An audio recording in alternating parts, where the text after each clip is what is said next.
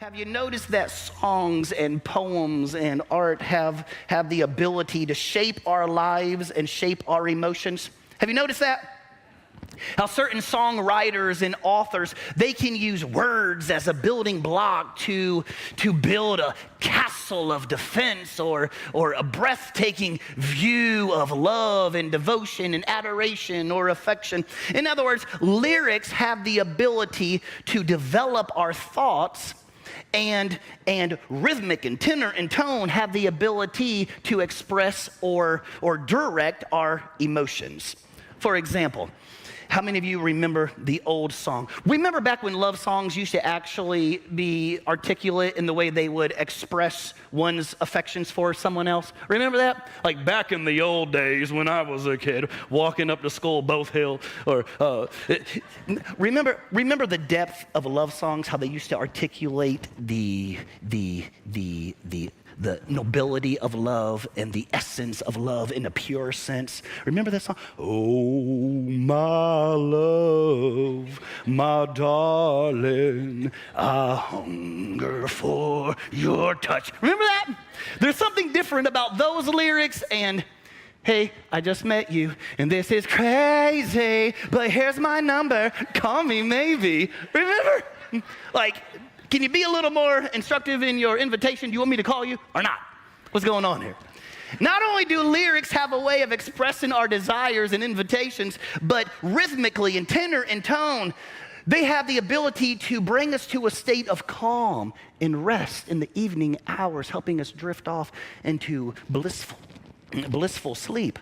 Or it has a way of raising our blood pressure in a way that we're prone to self-harm. You know what I'm talking about? Baby shark do do do do do do, baby shark do do do do do, baby shark do do do do do do, baby shark. Mama shark do do do do, daddy shark do do do do, second cousin, former roommate shark do do do do. I'm thinking, how many friends and relatives this shark got? They are not extinct. Man.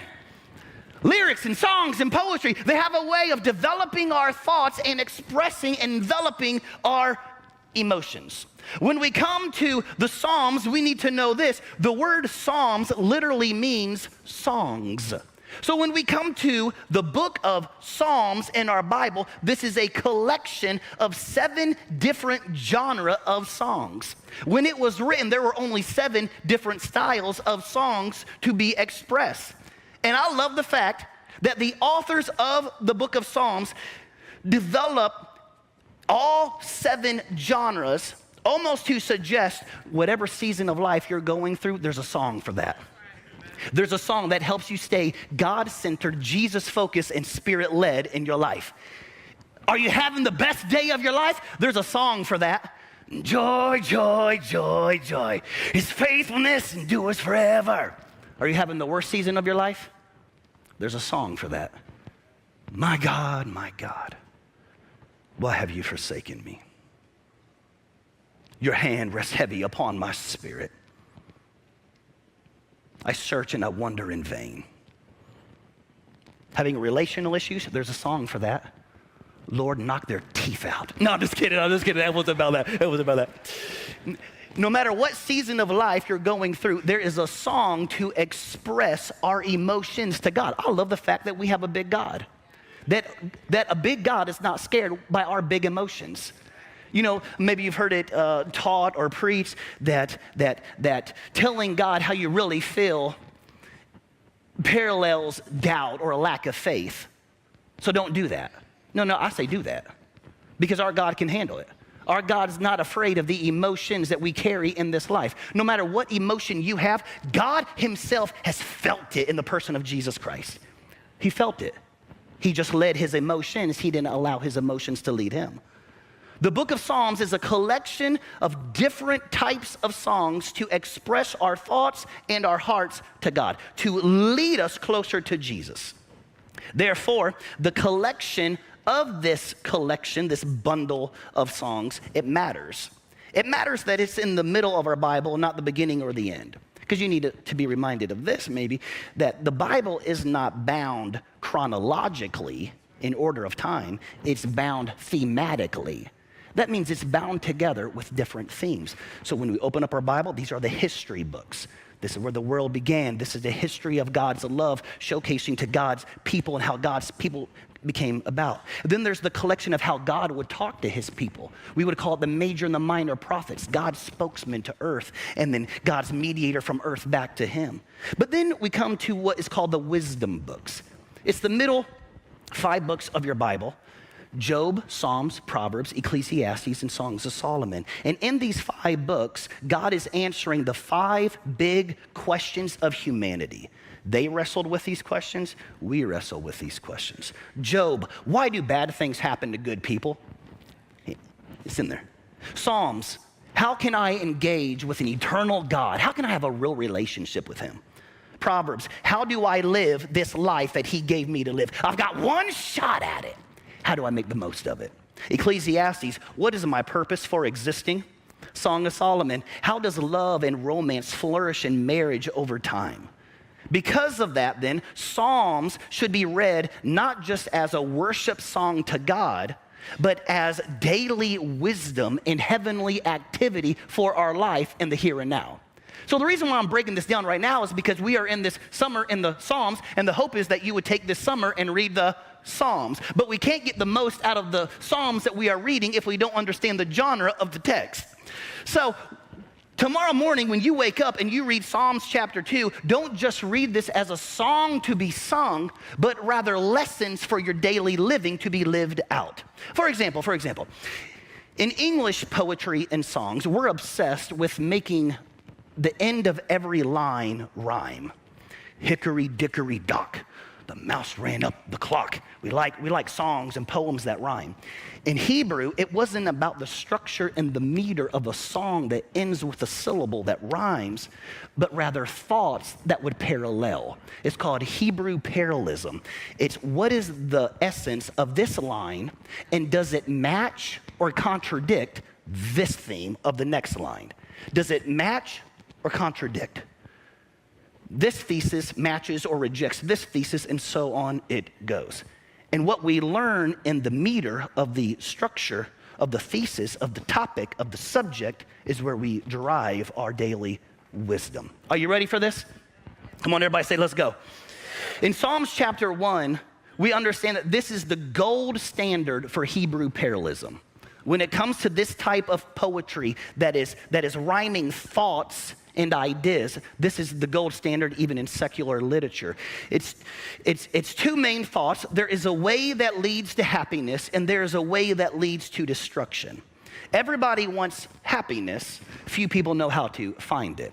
In the first book of this collection of songs, the author says, I have found the secret path, and I want you in on it, because it's not so secret. If you understand the song, you'll understand the path. If you walk the path, it'll lead you to the right destination. Woo!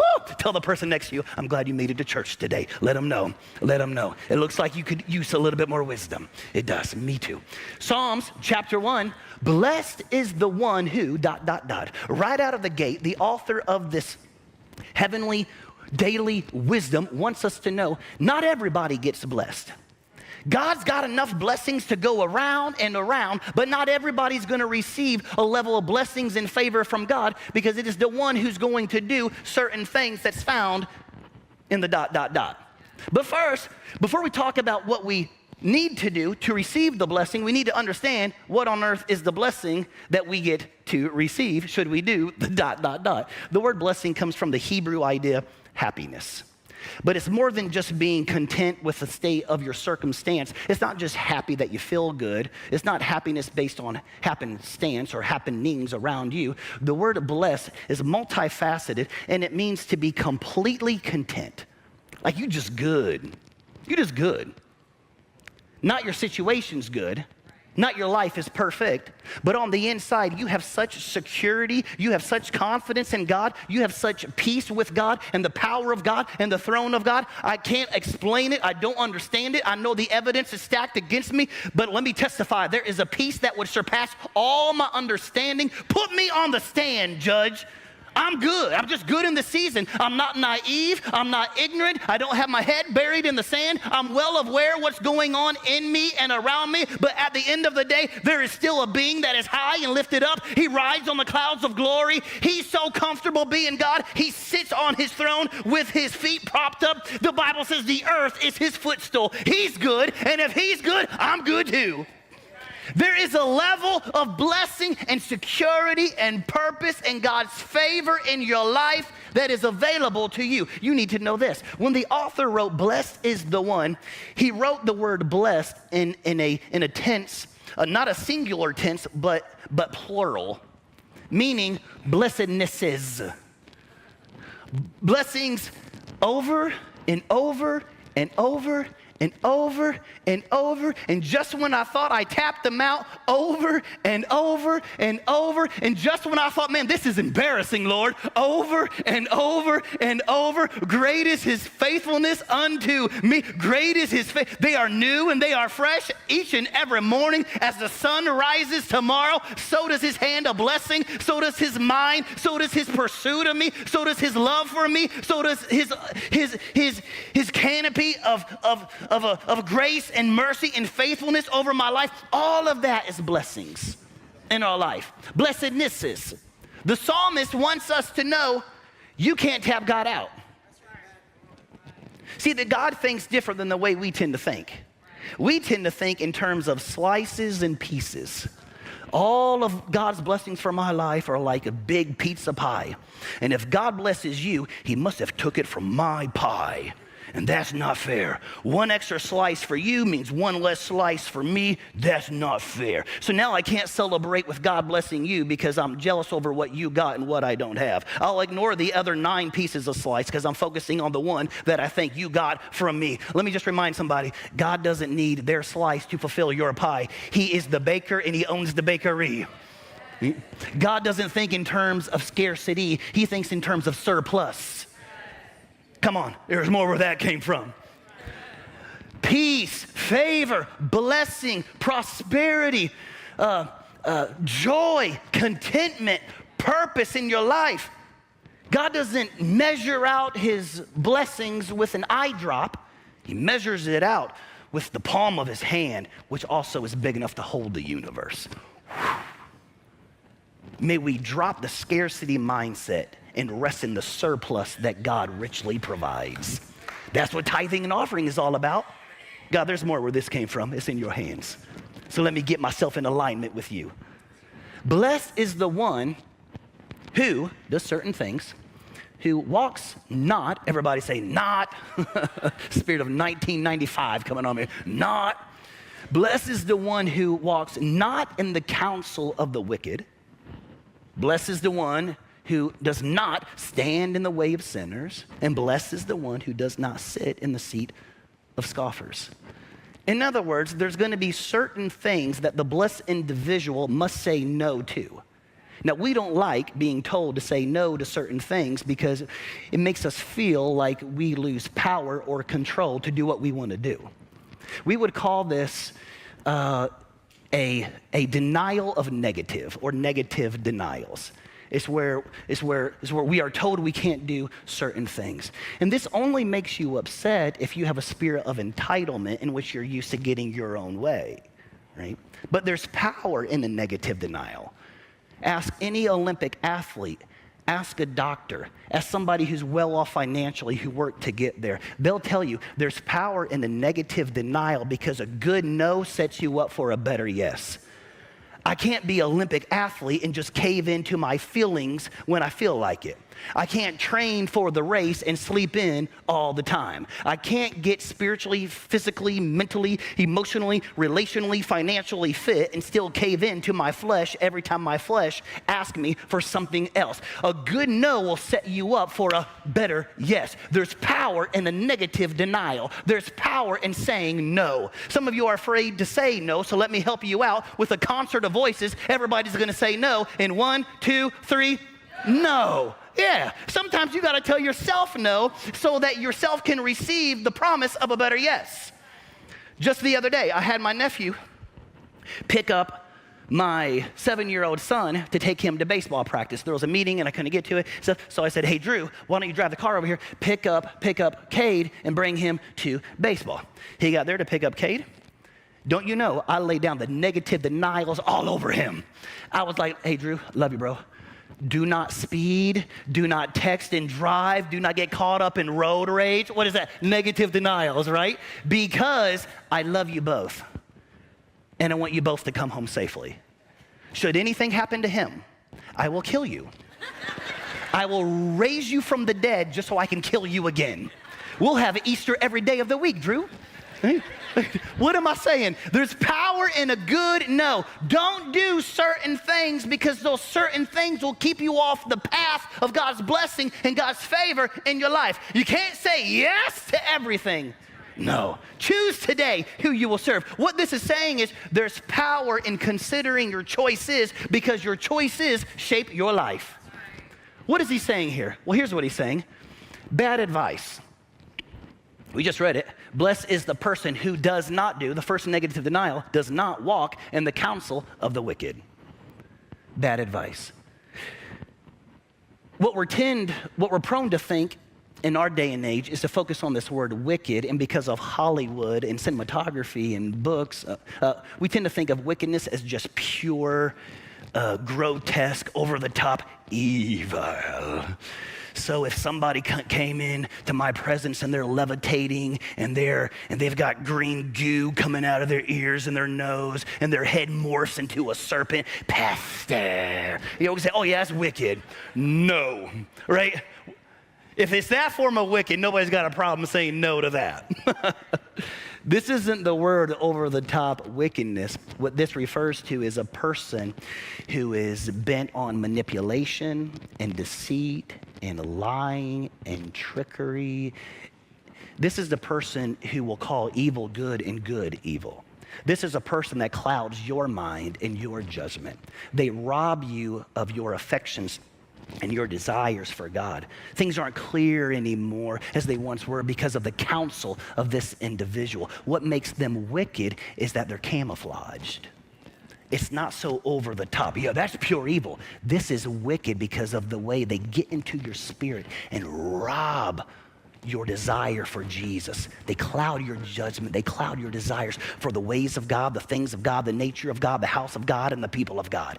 The Bible says that person should not be taken lightly. They are wicked. And blessed is the person who tells this individual, you know what? No. There's boundaries in my life, and you don't get across that fence. I want to tell somebody, there's a good and goodbye. Bad advice walks not in the counsel of the wicked. Number two, he said, bad associations. Remember? He said, blessed is the person who does not stand in the path of sinners. The word stand is where we get our English word to loiter or to linger. Just, hey, you know, just kind of hanging out. Just hanging out. It's just a movie. It's not that big of a deal. It's just music.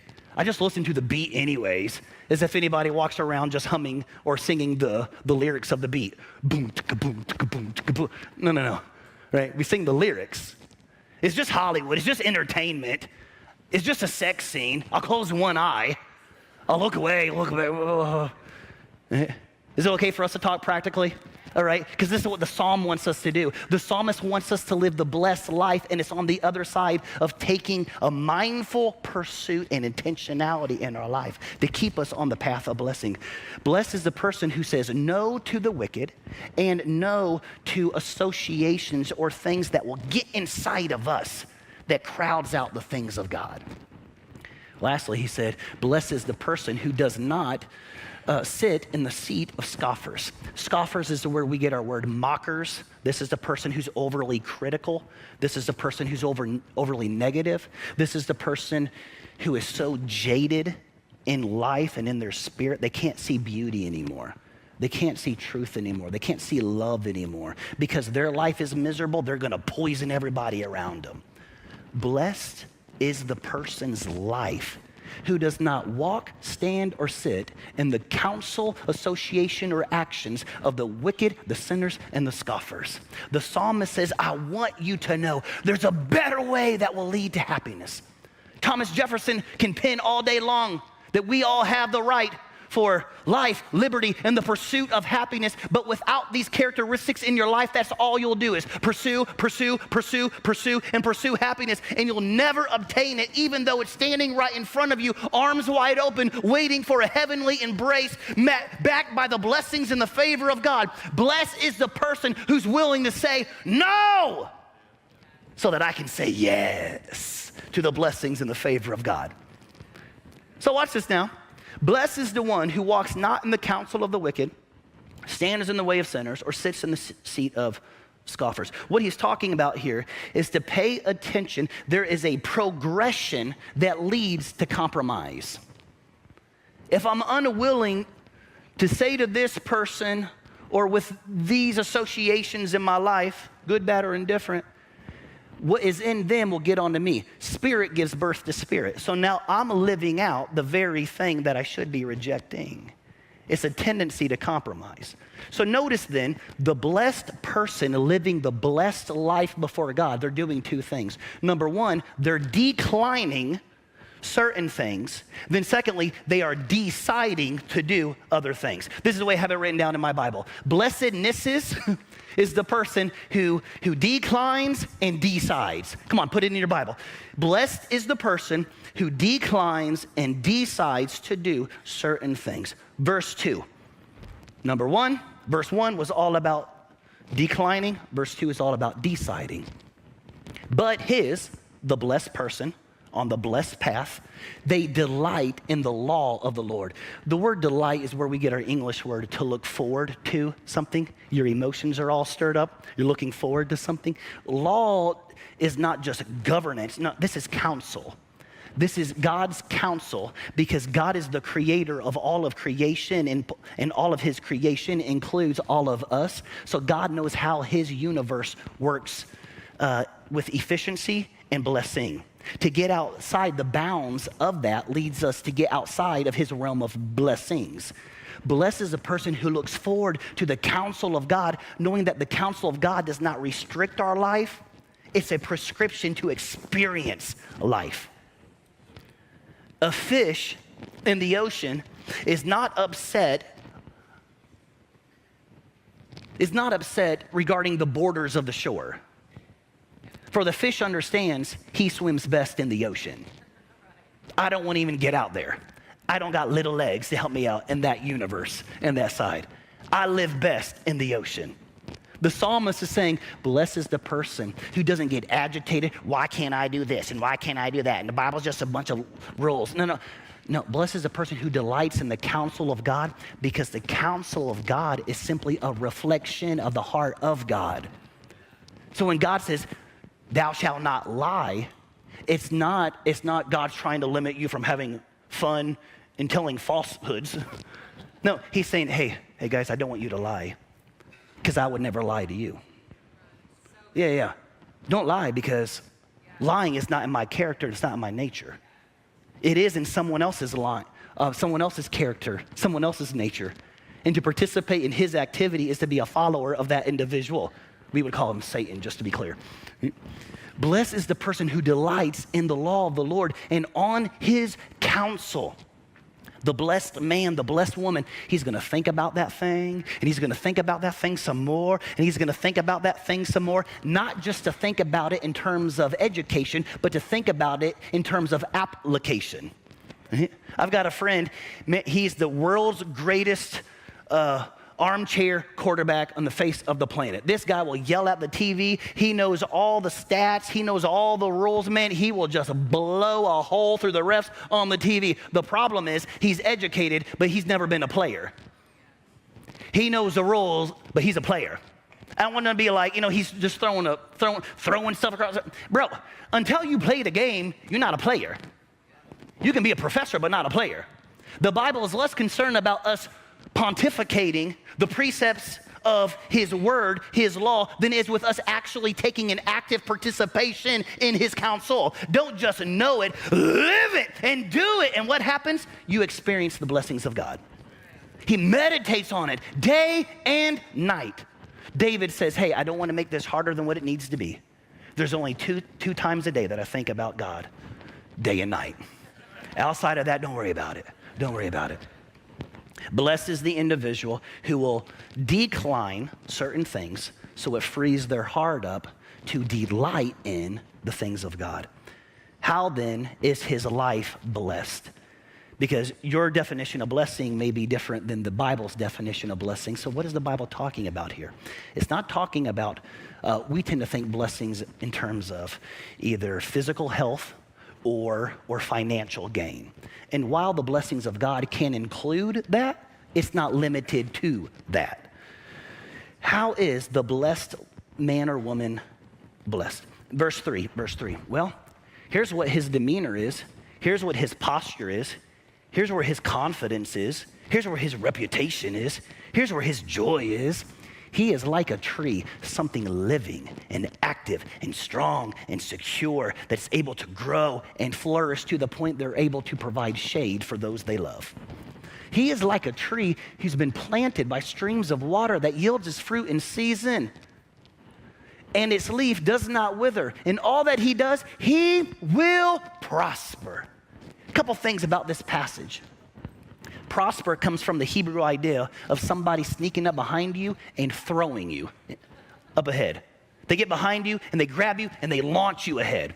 Here's the person who feels like they are all alone. This is the person who perhaps is struggling with their confidence in God, but yet a little bit of insecurity. But man, they're just on the right path, and they're avoiding the counsel of the wicked and the walking and the standing and the sitting with the scoffers and the mockers and the evil and the wicked and the sinner. Man, God, I don't feel like you're blessing my life. I just know day after day I'm just doing the right thing. I'm just doing the right thing. And when I fall and when I mess up and I get off track, God, I'm getting back on track. God, I'm just doing the right thing day after day, and out of nowhere, the Spirit of God comes behind you and throws you into a new season that would take you a lifetime to work towards.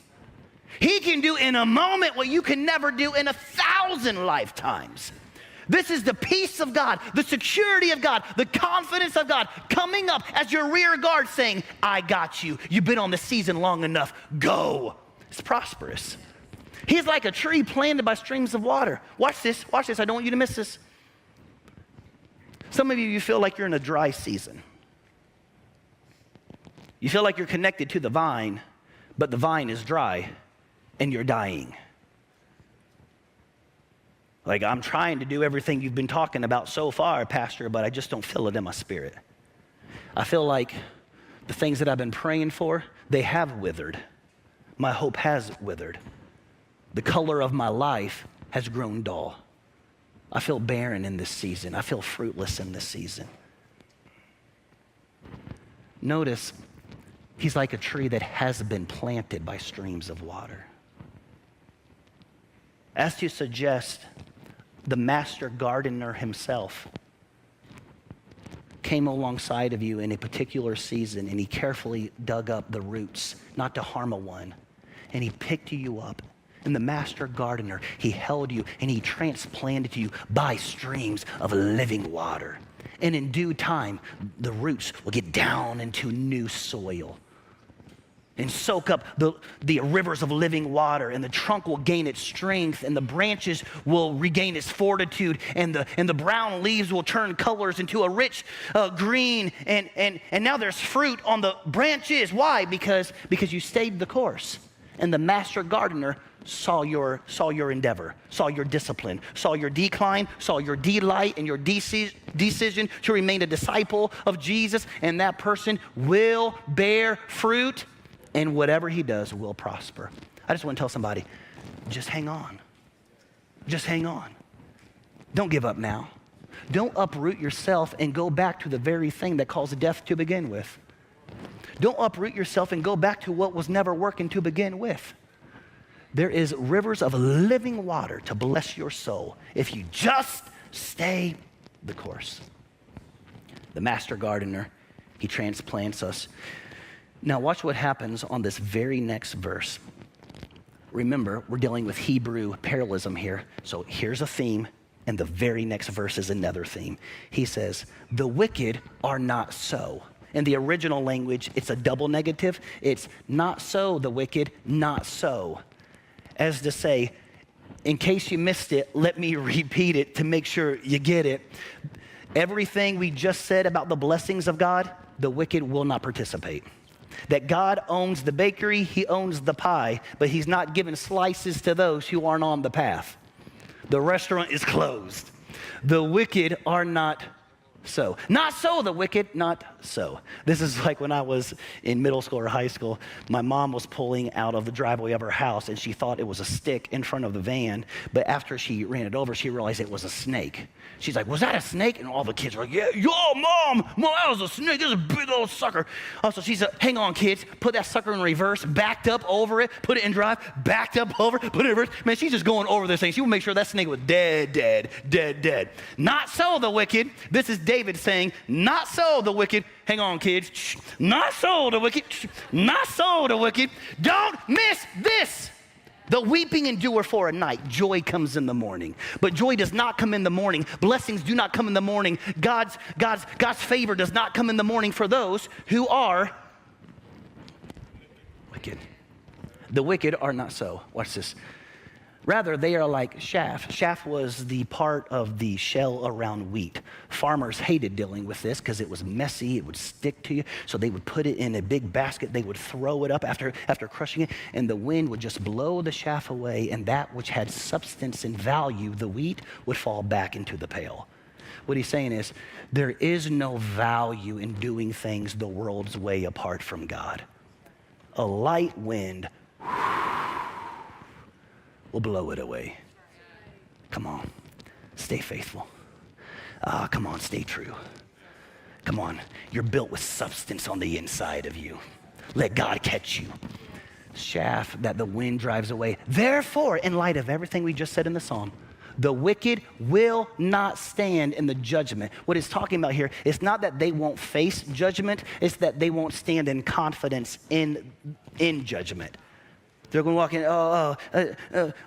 in, no. But those that have their faith in God can approach the throne of God with confidence because they are not there on their own accord or their own behavior, but rather the righteousness of Jesus Christ who clothed them at Calvary. Therefore, the wicked will not stand in the judgment, and sinners won't be able to stand in the congregation of the righteous. For the Lord, he knows the way of the righteous, those on the right path, but the way of the wicked will perish. Remember, Hebrew parallelism, this theme. But then you take the whole psalm this summer and you realize there's one theme. And the one theme is that there's two individuals in this world, watch this now, and there's two individuals in all of us. Part of me wants to go after God. Part of me wants to stay the course. Part of me wants to stay on the right path of righteousness. And there's part of me that wants to feed my flesh. There's these two individuals on the inside of us. So he reminds us in this song, the blessed is the one who will say no so they can say yes. But the way of the wicked will perish. The two lives are framed by two bookends. Blessings and perishing. To be favored by God, to walk in the things of God, and to die apart from his delight. Ooh, the psalmist wasn't holding back this Sunday. The psalmist knew there was one message that needed to be heard. Deal with the fleshly man. Say no to certain things so that your spirit man or woman can rise in confidence and be replanted by streams of living water in a way that you won't know how to pronounce or articulate or to describe to your family and friends and children and grandchildren. You'll just have to say, I'm blessed. I'm blessed. I want that for you. And so does the psalmist. Some application then for this week, and I pray that you would put some thought to voice and pen to paper before your head hits the pillow tonight. Two applications from this psalm. Where have my priorities, emotions, and my relationships led me away from desiring Jesus? If I'm walking and I'm standing and I'm sitting in a manner that robs me of my own affections for God, the nature of God, the wisdom of God, the plans of God, the activity of God, the house of God, the people of God, the vision of God, the mission of God, well, let me deal with that so that it doesn't imprison me. I want to live the blessed life. Secondly, where have I allowed compromise with those people walking, standing, and sitting to erode my delight in God's path? What do I need to deal with in me? Where have I allowed compromise outside of me to rob me from the blessed life? When we deal with this, watch this, God begins to bless our life in a way in which only He can give.